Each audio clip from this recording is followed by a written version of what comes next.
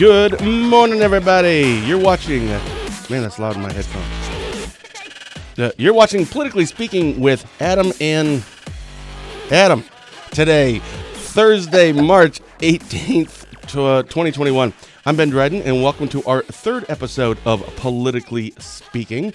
As always, so I literally have this script written down, but as anyone can see, Patty isn't here. We're not really sure where she is. So I was going to say, as always, I'm joined by the two stars of our show. On one side, we have, I'm just going to read my script so I don't get anything screwed up. And if Patty joins in here in a little bit, then great. On one side, we have self-proclaimed undercover nerd, former Wisconsin state senator and very much a Democrat, Patty Schachtner. On the other side is attorney, business owner, former representative in the Wisconsin Assembly, and very much not a Democrat, Adam Jarchow. Special thank you to our sponsor, Kirkpatrick Law Offices. Matthew Kirkpatrick provides experienced, professional, efficient, and effective representation in criminal defense, collections, and other legal areas. For more information, you can find Kirkpatrick Law Offices on Facebook or simply go to mzklawyer.com. So there we go. Yeah, so this is a little twist here this morning. Normally we have Patty on as well, but I'm not really sure where she is. We sent the link this morning, and last I heard, right, she was going to be on this morning. I sent her a text, asked her where she was. Have you heard anything? I have not heard anything. Aw. Well, hopefully she's, doing fine, and maybe it was a technical issue or something. Yeah? Nothing. Hey, is it looks like you got some red in your eye, your right eye. I do. I smarted off to Barb, and, never do that. No, actually, I had something caught in my eye and had to go to the eye doctor and have him take it out, and it's still swelled up. So hopefully by the next week it'll be a little bit better. But yeah, it's reminded me how important having two eyes is, because it's no fun to only have one. Yeah, come to find out. Right. God really got that one right. Two eyes is nice. Right. All right, so hopefully Patty will be joining us here in a little bit. So let's just get going with some of our things we want to start with. The first topic that we wanted to bring up was, I think, Matt, is that really what happened, Adam? Gator wrestling injury. It could be. Yeah, I don't know. Clients that get upset, and who knows what might have happened, but I'm sticking with my story that it was just a piece of dust. All right. So the first thing we wanted to touch on, so yesterday I woke up and I was elated. I had $5,600 into our checking account, or our savings account, or wherever it went, from the government, from my IRS, from my wife, myself, and there are only two kids that are under 18. So, that was nice. So obviously, let's start with the $1.9 trillion. I don't know what they're calling it. I think rescue plan or something. What are your thoughts on that? Yeah. What are you going to spend your $5,600 on? Guns and ammunition? Guns and ammunition. Well, I tell you what. I went to the Shell Lake State Bank, which is ironically in Spooner, or one of them, and I talked to Donnie Strunk, and I said, "Here's the deal. I got $5,600. I want to buy a car." And he said, "Great. How much is the car?" And I said, "It's a Porsche, and it's about $200,000. But I want my payments at $250 a month." And he said, "Dude, you need like a 150-year loan for that, and you'd be dead before you paid it off." I said, "Perfect. I love it." And he said, "It doesn't really work that way." I'm like, "Well, the government does, so why can't I?" Right. So, no, what are we doing with it? We're going to pay some bills and put a little bit into savings, and that's it. That's it. What about you? Did you get anything? No. Apparently, I'm one of those ones that is too well off or something. I think when you run business income through your personal taxes, like LLCs and stuff do, you kind of price yourself out of that kind of stuff. But sure. I think the issue is here we see again, right, that Republicans and Democrats, they're always on the same page for spending money that we don't have. It's, this is, I think Trump did two of these, $2 trillion bills, and now we've got Joe Biden did his first one. So $6 trillion in the last 1 year, above and beyond our normal budget. We're at a $30 trillion debt. And my wife said it really well to me. What are we doing to our kids? I cannot believe we're doing this to our kids. And I think that's the biggest issue. And look, if we were in a Great Depression or even the Great Recession, I might understand it, but we're at 5% unemployment. If anybody wants a job, they can have a job. And we're sending people money. It's just absurd. I can't begin to understand it. I was at a municipal meeting last night, and they found out that they're going to get a chunk of money too, hundred and some $1,000s for this little rural town.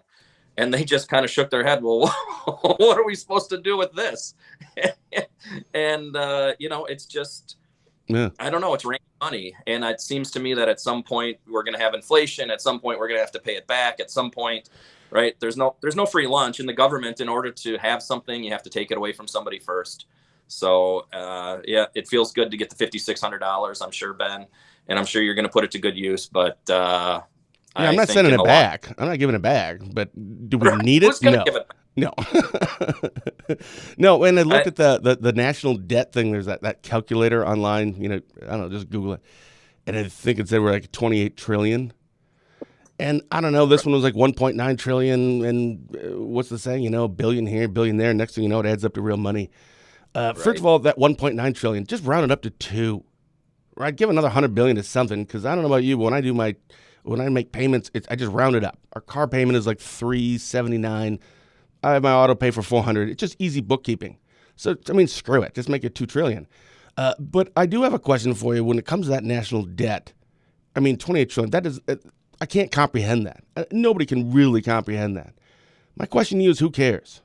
And I think what you may have heard was me saying, who cares? No, I mean literally, who cares?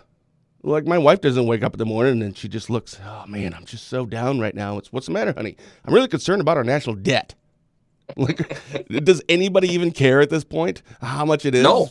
Like, nobody talks about it. Nobody cares. And why should any of us care? So just keep doing it, right? Why not? There's a bipartisan agreement that we just spend whatever money we feel like spending. And, at some point we'll have inflation and it will be awful. But for right now, we're all just going to have a new boat. Or a Porsche. Whatever. Yeah, that was a no-go, by the way. So if you did, let's say you received $1,400, what would you have done with it? I would have bought guns and ammo. Oh, man. It's almost impossible to buy ammo, so I would have... I guess I would have had to just buy a gun and hope for the ammo production to come later. Why? Wait, why? Oh, there's a huge ammo shortage. It's crazy. You can hardly get anything. Yeah, it's crazy. It's just amazing. Even the most normal caliber, 30-06, you can't get anything. 12 gauge shotgun shells, it's very difficult. There's a few gun shops around that have done pretty well. There's one up in northern Polk County called Coyland Creek, and those fine folks got kind of ahead of the curve on some of this and got some inventory ordered and have done decent through it. And we found some guns and ammo there, but boy, if you walk into a gun shop around here right now, you'll see empty shelves. It's crazy. All right, so quick for anyone that just has tuned in, Patty isn't here. We're not really sure where she is.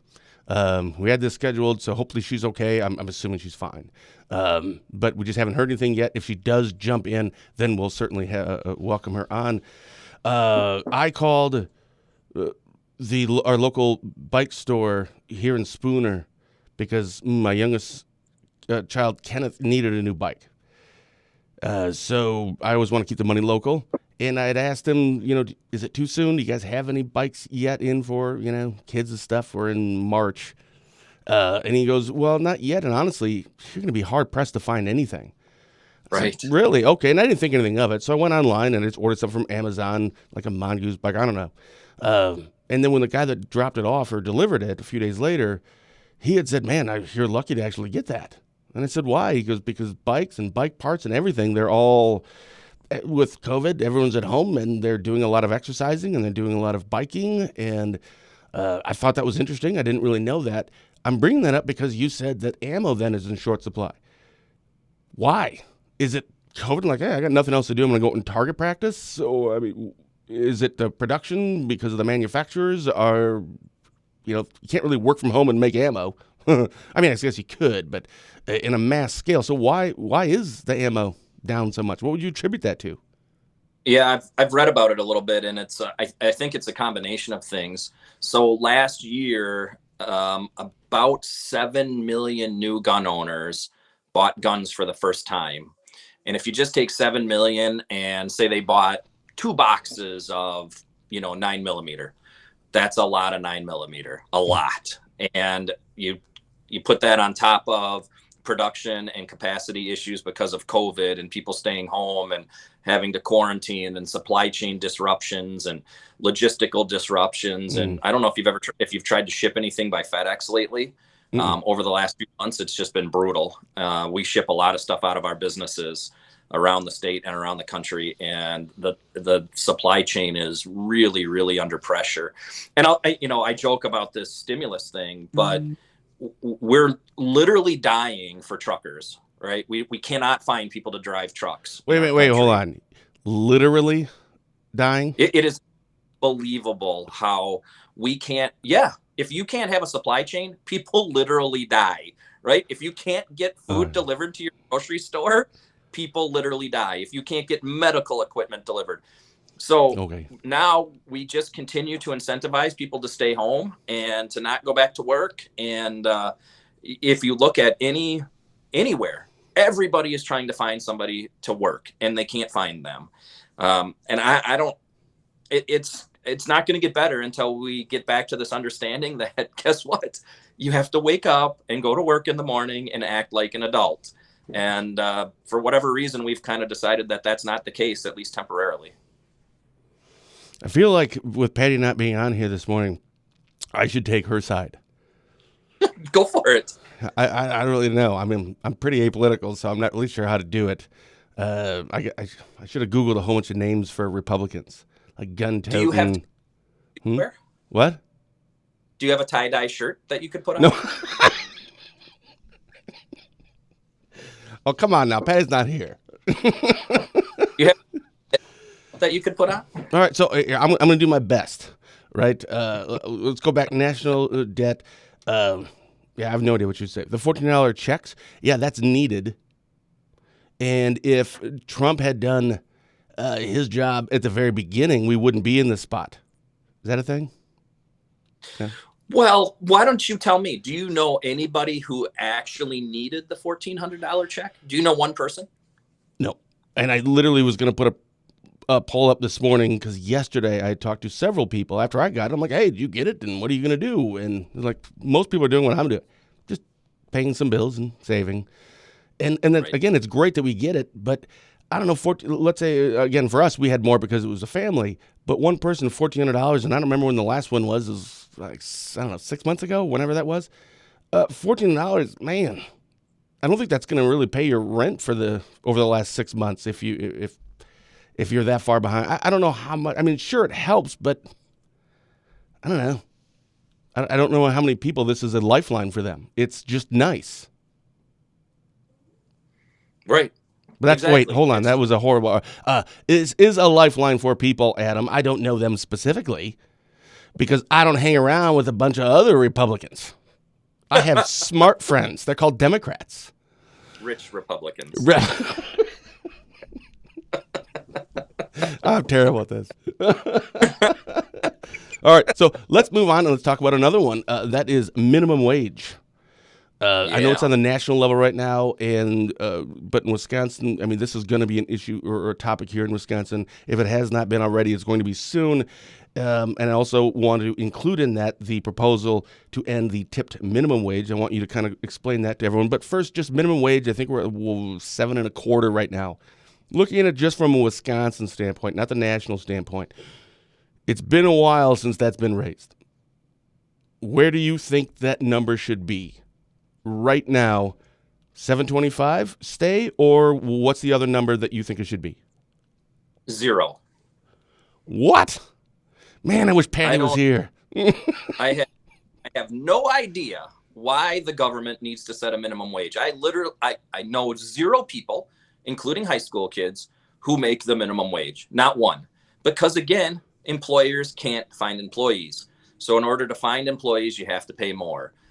There's nobody that I know that makes even the tipped minimum wage. Maybe some people do. I don't know.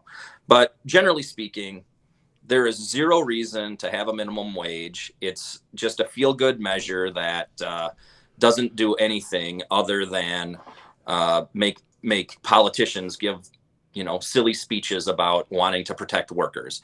The best way to protect workers is for them to have a good job, and for them to start at a low wage job, learn how to be an employee, learn how to show up on time, learn how to, do those things that we don't learn in school, right? When your boss tells you to do something unpleasant, like mop the floor in the meat department, which I used to do when I was a kid, you say, yes, sir, that's what I'll do, because that's what you told me to do.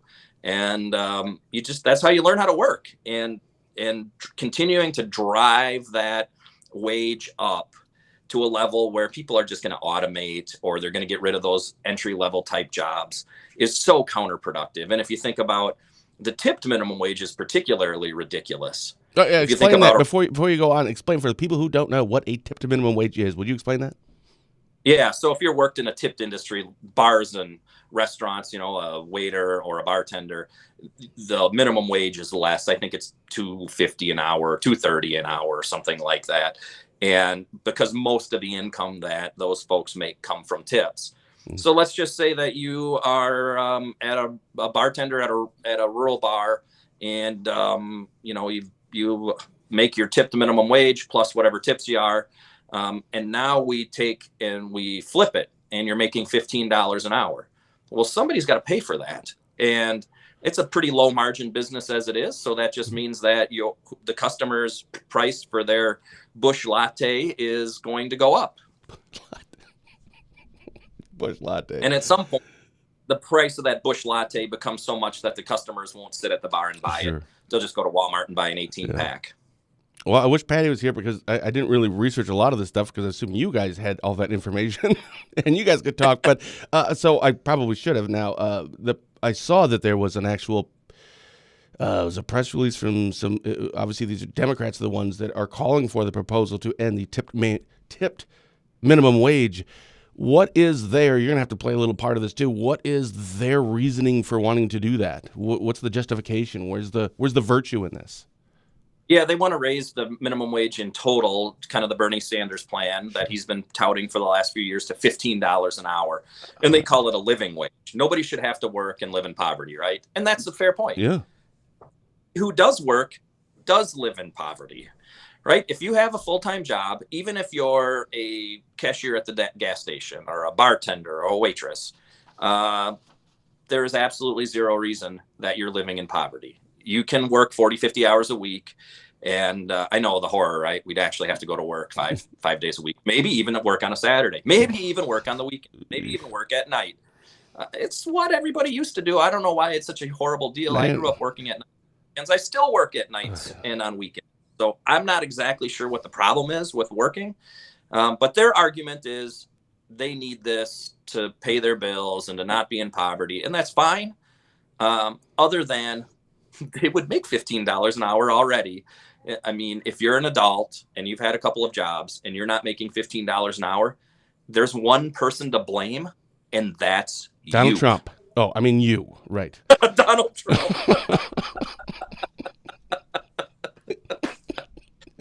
I'm doing my best here. Trump is to blame for it. That is true. You're watching Politically Speaking with Adam and, normally Patty, but I guess Adam and Ben, presented by Kirkpatrick Law Offices. Matthew Kirkpatrick provides experienced, professional, efficient, and effective representation in criminal defense, collections, and other legal areas. For more information, you can find Kirkpatrick Law Offices on Facebook, or simply go to mzklawyer.com. So that was a turn. I've never heard that before, actually, or a turn. When I asked you, what do you think the minimum wage should be? I've never heard someone just say we shouldn't even have it at all. I've never thought about that before. Well, just think about this if you're a politician. And it kind of makes sense a little bit, right? I have the pleasure of not being a politician anymore, Ben. So I get to say those things that you're not supposed to say. And because there's no politician that would ever say their minimum wage should be zero, because some newspaper reporter would write a story about it, and then Yeah. you're not going And to you're not petition it. voted. Right. Rob has a suggestion for you. Oh, I can't see it. Maybe Adam should take his $15 and get a haircut. Yeah, there are some things you can't say. And actually, I just ran in. Oh, wait, I can say something now. So I don't know who it was, DHS, they released their new eligible groups for vaccines, right? Anyone over 16, they have all this list, and then included like obese and everyone, and then basically just overweight. So I can now say I'm so happy that fat people are now getting some vaccine love. Now I can say fat because if I've not learned anything, or if I've learned anything from this PC world that we live in, you can say whatever you want as long as you're one of them. But as a heterosexual, white, male, God-fearing man, I can't say anything about anybody. But I am fat, so I can say that. So you can't be offended. I mean, you can. We'll get hate mail on it anyway, but still, I can say it. Big fat is getting some vaccine love. That's true. Did you get your vaccine yet? No, not yet. Because even when we report on all this stuff, I don't even know where to start. It's called Mike Schaefer, and like, where do I go? What do I do? But yeah, I'm probably going to. And WPR reported a couple days ago that politicians in Madison, if you're a white male, or maybe it was just male, if you're a Republican and male, you are less likely to be getting the vaccine than the Democratic counterparts. Why do you think that is? I don't know. I think there's a more of a level of suspicion on the part of Republicans of, sort of government. And I think people view this vaccine in particular as kind of government driven because of the Operation Warp Speed deal that they put out there. And I've heard some skepticism about the testing of it and all of that. But we've now had, millions and millions of people take the vaccine. And of course, with anything that you do, there's going to be some, minor side effect for a minor part of the population. But I don't know anyone that's had any issues with it that has taken it. And I know lots and lots of people that have taken it now. So at some point I'll take it. I had the COVID, months ago. So I feel like I can wait a little while. Kind of the older people get in the front of the line, and then maybe sometime in late spring, early summer, I'll do mine. Or we fat people. So again, anyone that is just kind of tuning in, Patty is not on. We're not really sure where she is. I'm assuming she's perfectly fine. Maybe there was some miscommunication. I'm not positive. Actually, I forgot to turn my email off. Hold on a second. I'm actually going to... Oh, boy. Sorry. My computer's screwing up. You know what? I'm just going to check it on my phone. Hold on. We just got an email from her. I just want to make sure everything's all right.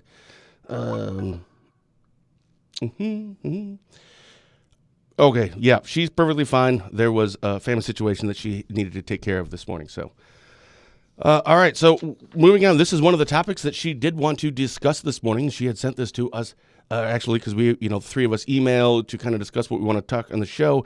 And again, I don't know anything about this because it was her topic. Benefits of supporting state, county, and local parks. So, which side are you on this? Are there benefits for this?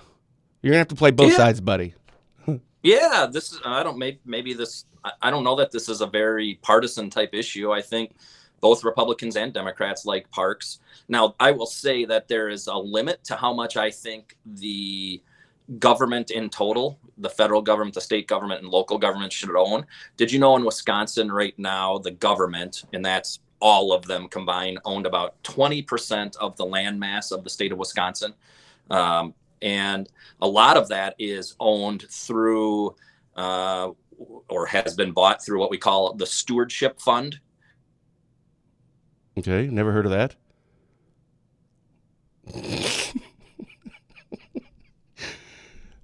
No, I can't hear you yet. Just... Yeah, it's inevitable. So he's on his cell phone, and I think every time he gets a call There we go. Every time he gets a call, I believe, or a message or something, then it just shuts it down for him. And now he's frozen and he has muted himself as well. Great episode 3. Kirkpatrick, sorry, buddy.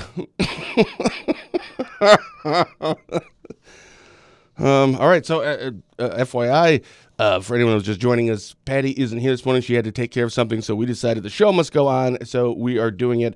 Adam, I don't know what's going on with Adam right now. Hopefully he can figure this out here in a second. There he goes again. We were just finished talking about the minimum wage proposal to end tipped minimum wage. We're talking about benefits of supporting state, county, and local parks. And he's back. Sorry about that. No, that's fine. Yeah. All right. So we were on benefits of supporting state, county, and local. All right. So where were we? Yeah.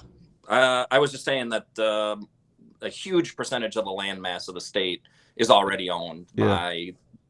So at some point, again, kind of like the $30 trillion debt, when's enough? Is 20% enough? It seems like it's pretty close to enough. That's a lot. Yeah, it is. Yeah.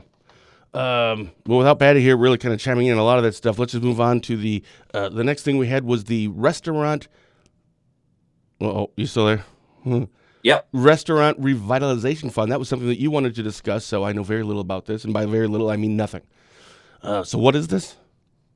Yeah, so this is one of those pieces of that American Rescue Plan or stimulus plan that you got your 56 from. Yeah. It's one of the components. There's lots of different components. And this is more of a kind of an informational thing for if you're a restaurant owner, a bar owner, a caterer, anybody that's in that business. It's pretty broadly defined in the legislation. And if your revenues in 2020 were less than they were in 2019, and then you subtract off of that whatever amount you might have gotten for the PPP, the payroll protection loans, and you still have some money left. So let's just do easy math, right, Ben? So in 2019, your revenue was $100. In 2020, your revenue was $50. You got $10 in PPP. You are eligible for $40 in this grant fund, okay? If you're a bar, restaurant, caterer, one of those kind of venues. And they haven't put the rules to it yet, but it's going to come out at some point in the next few weeks through the SBA. It's going to be different than the PPP, though. You're not going to go through your local bank like you did for PPP. It's going to be a direct grant application. My understanding is that in order to utilize this, you'll have to get your D&B number, Dun & Bradstreet, DUNS number it's called, and then register through the government SAM site. That's System of Awards Management or something like that, is my understanding. So if you're a bar or restaurant or caterer or any of those kind of event type facilities, and you think that your revenue was significantly less in 2020 than it was in 2019, this grant program may be available to you. And the first step for you probably is to get your financial statements from your CPA for 2020 and 2019. And that will begin that process. And if you Google it, there's now starting to be some literature out there about how it's going to work. And, again, this is money just like that $5,600 that showed up in your bank account, Ben. I don't love it. I'm not sure that this is necessary. I think it's kind of crazy that we're going to spend this money this way, but the money's been appropriated, so it's going to get spent one way or the other. So I hope that, rural bar and restaurant owners who have been impacted by the shutdowns, by the way, yesterday was the 1-year anniversary of the shutdown, have been impacted by this will do the necessary stuff to apply for this grant program. Nice. I see that we have Miss Patty on somewhere there. Hello. Oh, God. Hello. I am so sorry. We had a little crisis over here. So is everyone okay? We're working on it. And, as Adam knows, when you're a public servant working in emergency services, you got to get up and go. Get that. So we got it all taken care of, and here I am. Well, I was doing my best to kind of keep it going. I was trying to the Democrat side, but I really don't know. I'm pretty apolitical, so I don't know really each side. Oh. But we covered national debt, $14 checks, minimum wage, a proposal to end tipped minimum wage. We're talking about some other things here, but actually, since you're on, let's just quickly go back to those the main part of what we're talking about, which was the $1.9 trillion, I think it's called rescue plan. What are your thoughts about that? The $1.9 trillion rescue plan, Democrats did that for you. So if you cash the checks, thank a Democrat. So just remember that. Now, joking aside, isn't that kind of the reason why a lot of these things come out? Oh, what happened to her? Oh, there she is. Isn't that one of the reasons that this stuff kind of comes? I mean, obviously, there's a lot of benefits to these things for a lot of people. And yes, we thank Democrats, but I think what you mean by thank Democrats is remember that and thank them in your next election, right? Isn't that kind of one of the reasons, or at least a byproduct of doing these? Well, the last 1.9 trillion, was or the tax break through the Trump administration. That was, thank a Republican. So, I mean, Right. Everybody tries to figure out how to spend taxpayers' money in a way that best suits their base. I mean, that's how that game is played, as Adam well knows. And we can agree or disagree on how that money is allocated, but it seems like when it comes to taxpayer money, this is the game that is played. Yeah. Do you have any concerns over the now $28 trillion of national debt? Yes, it is concerning, but also the government's job is to keep the country running smoothly. There's lots of different things that we can do to look at debt and deficit and try to figure out how to manage it. But, this pandemic is not something anyone could have expected. And the things that happened in the pandemic, with the shutdowns, I think overall, you look at what's going on in Europe, they're pretty much completely closed down. We're not. We're trying to be smart, and so that we don't lengthen this recovery. We want it to be as impactful and effective as we move forward, so we can get back to what is normal. And I think that needs an investment. And with the investment, hopefully comes more jobs, more high-paying jobs, more infrastructure. It builds on itself and will start taking care of itself when we look at the debt. Adam, instead of me just kind of chiming in here with the kind of recapping some of the things, of course, we talked about. If you have any questions, kind of for Patty, actually, since we're kind of just doing a kind of a recap here of the rescue plan, national debt, $14 checks, minimum wage, and proposal to end tipped minimum wage. Yeah, I was thinking, as Patty said, that the government's job was to make things run smoothly. I do remember that in Article 1, Section 2 of the Constitution, that the government should make things run smoothly.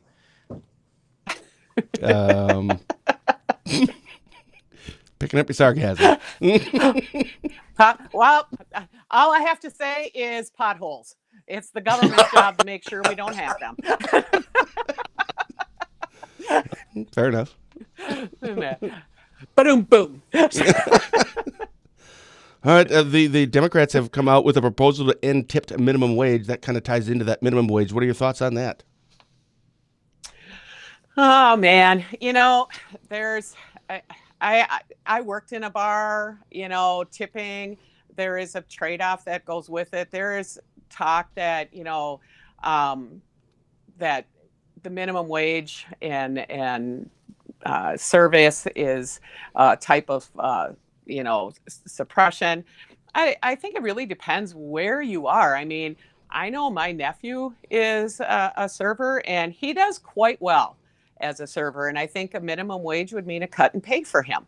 And he goes to college and all this. So, I mean, a lot of times I think broad strokes, one size fits all is not really smart. And as someone who has been a server in rural areas, it can either be a helper and a hindrance. I think it's one of those conversations that we need to look more into it than just all of a sudden come up with let's just get rid of it. Sure. I don't really, it's just not something that I think is ready for prime time. Sure. So I had asked Adam earlier the question of the minimum wage right now is at 7.25. Should it stay there, or should it be or what number would he want that on? What do you think he said, Patty? 726. All right. Okay. What did you say? Adam, what'd you say? 0. No. That. So what do you think about that, Patty? Do you think there should be 0? Typical. And that I just think that, again, look at the Alice report locally.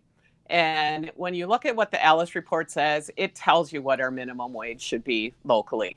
To talk about and say that minimum wage, it's appropriate at 7 something an hour.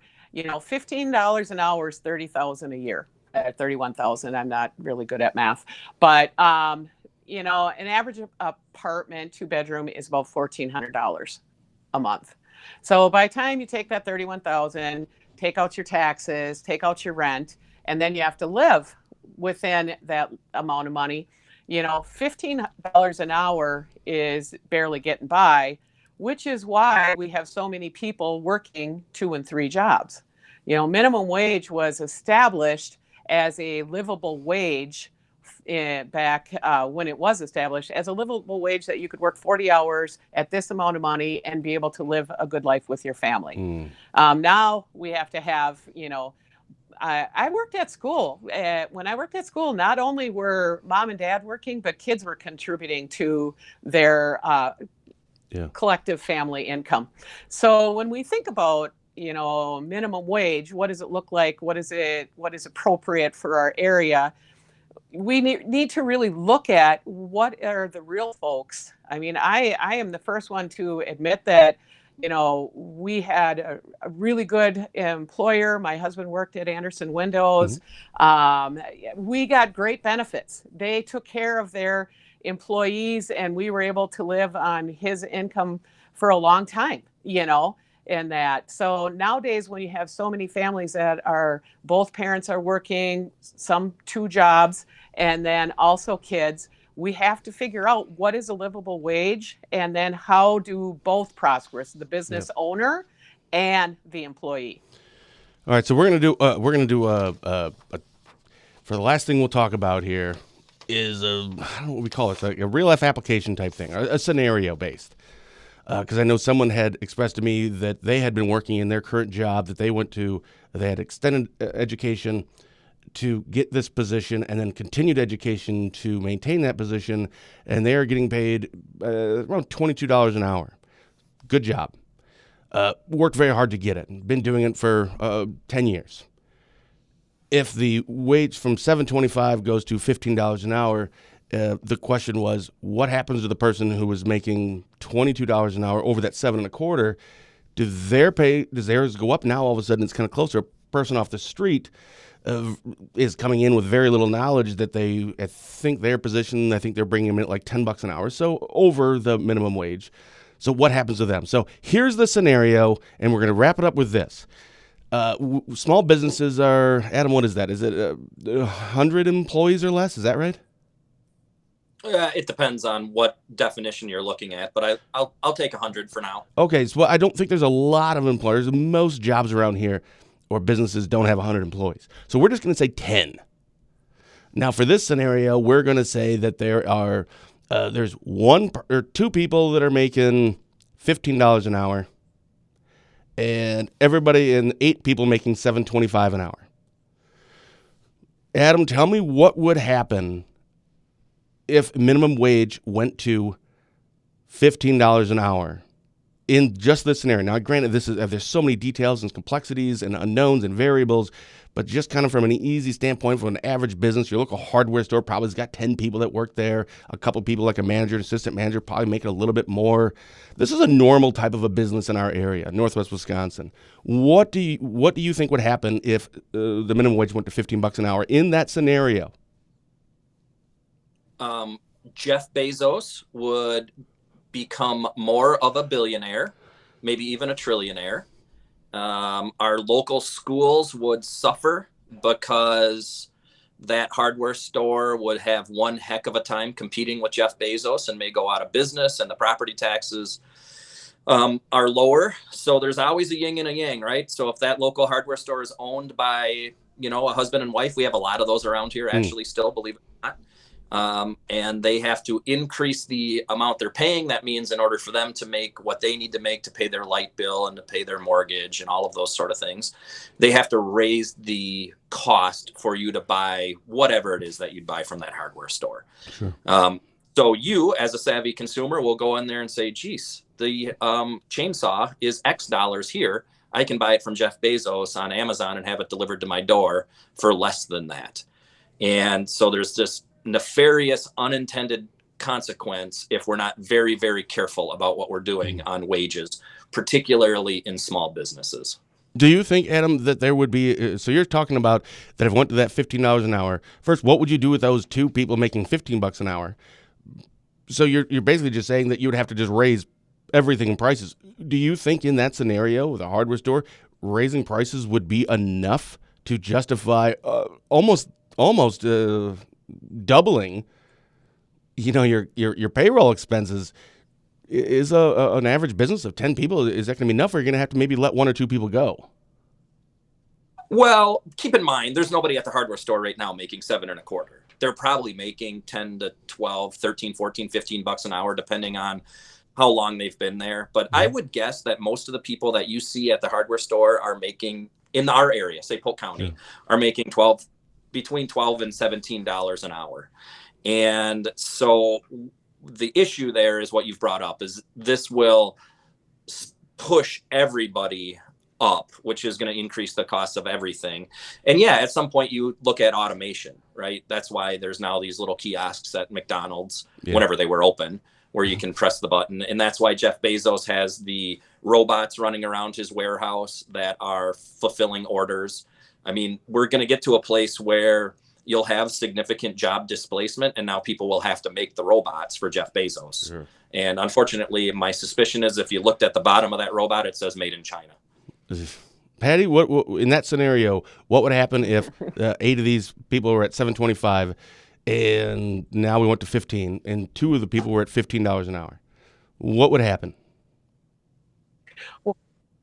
Well, I think we see that right now. And of course, through a good Main Street program, having a robust Main Street that actually garners to local consumers is a huge piece to this puzzle. And paying your employees well is part of that piece to the puzzle, because happy employees garners happy customer service. Mm-hmm. So it's about creating an environment that is a joy to go shop for a chainsaw. I mean, if you're going to go shop for a chainsaw, I would personally rather do it in person to learn about said chainsaw than go to Amazon and just order one.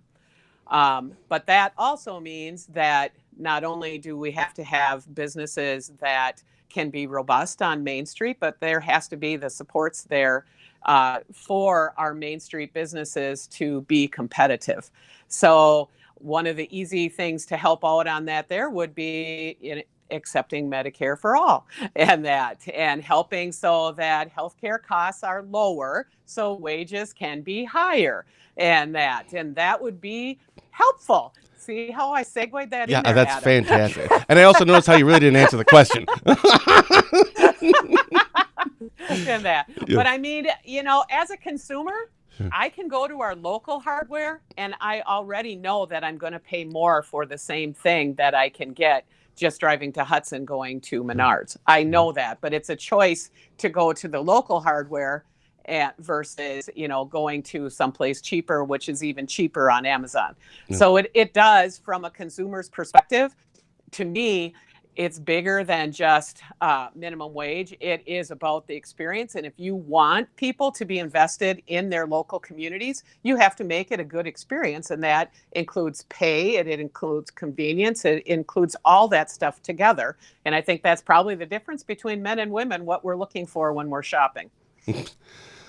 Probably, actually. Adam, I see you have a little facial response to some of that. I love it that she worked in the Medicare for All. Isn't that awesome? Yeah, that was nice. That was great, actually. She should go into politics.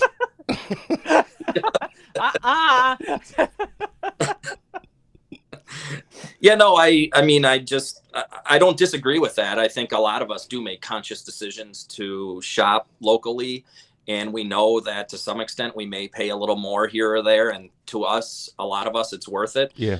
But let's be honest, that is not the majority of what people do. The majority of people look for whatever's cheapest, Yep. and that's what they're going to buy. And, that's why you can get a junk warped 2x4 at Menards for cheap, but people buy them, right? Mm-hmm. I mean, that's just how it works. And so I think to some extent we have to be very, very careful about what we're going to do to these small businesses. And I'm fearful that in rural areas, a quick jump to $15 an hour would be a pretty devastating shock to the system. And just to be clear, at least from the national level, I think that's kind of like a rollout, right? So it's not like $15 tomorrow. I think it's over a tiered period. I think a 3 or 4, maybe even a 5 I've seen somewhere. But it's over a tiered period a little bit. But certainly doubling it. I mean, double anything. That's a lot in any time frame. That's certainly a lot. But Patty, I do want to go back to that. So I totally get what you're saying regarding the shopping local, and I know I'd rather go, and we keep using hardware store, but there's so many other businesses that this would really apply to or be applicable to with just 10 employees. I would rather go and get my snowblower at a local hardware store, knowing I'm paying well, for 2 reasons. Number one, I'm keeping money in the county. I always start here first, and usually I find out, like, holy buckets, that's really expensive, so I just end up buying it on Amazon anyway, but at least I try. But I would buy a snowblower from a local hardware store because I can't get it repaired through Amazon if I order from Amazon, where they know their product, they know what they've sold, so now I can just take it down there and they can fix it, and that's wonderful and it's awesome. But what happens, so if they have to pay a little bit more if minimum wage doubles, what happens to those employees, and how much, I mean, what does happen to that business if they were your 10 employees and they just all doubled and you have all that more expenses for these employees? I mean, I don't know if you can double prices on everything and still stay in business. So there's got to be an answer, and I'm sure there is one. I just don't know what that is. Do you?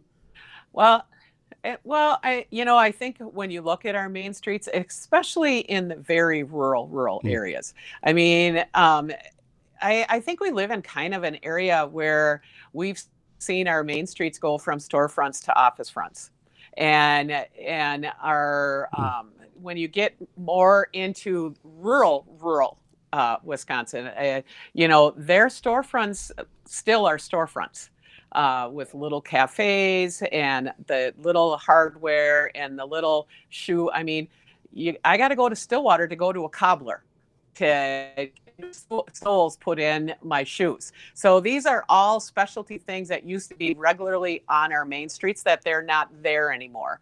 So, and then we've become consumers that just look at it as disposables. Mm-hmm. I'm just going to do it till it's wore out, throw it out, and get a new one. Mm-hmm. And I think that's part of the issue that, when we look at our main streets offer a experience, and we have to know that if we want our main streets to thrive, not only do we have to have storefronts that are thriving, they have to be able to have a livable wage for the people that work for them.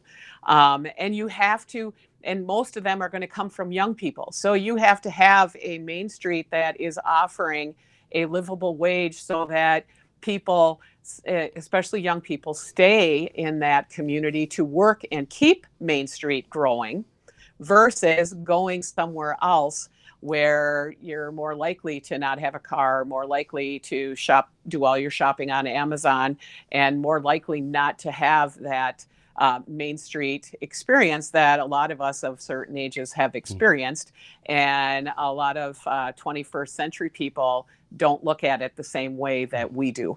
I think it's sad when you go through rural communities and you see their Main Street completely boarded up. Some of I grew up in Somerset where we had an arcade on Main Street. We had an appliance store. We had a grocery store. We had a hotel. These were all things on Main Street, Somerset. That's not there anymore. So, and Somerset is not unique.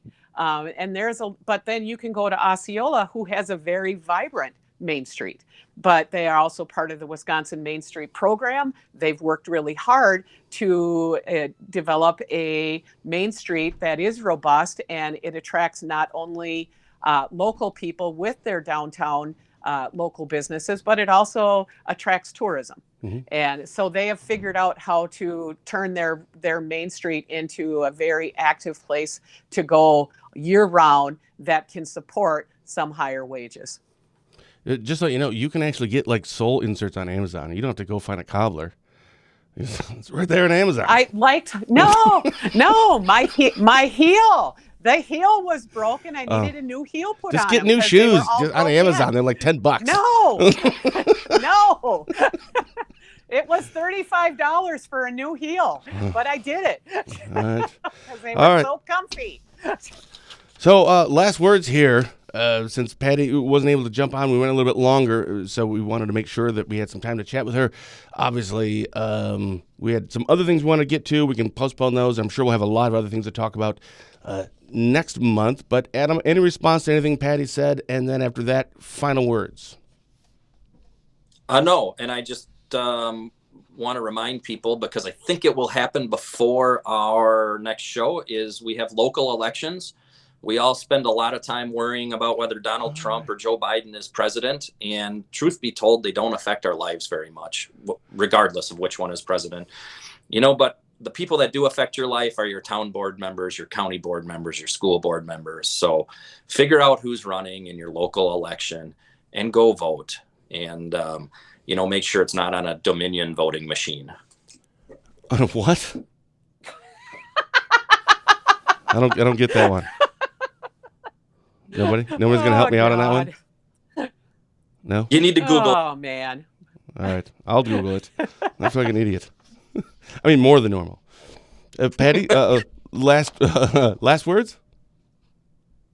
Last words. Again, I want to echo what Adam said. Yes, there is an election coming up, and it does matter. Mostly, my last words are, if mental health is impacting you or your family, please reach out for help. Get the help that you need. It's there. It's hard, but together, with all the things that we see that are going on in our world and our country right now, more than ever, people need help, and we need help locally. I just wanted to share with you, I'm going through some grants right now.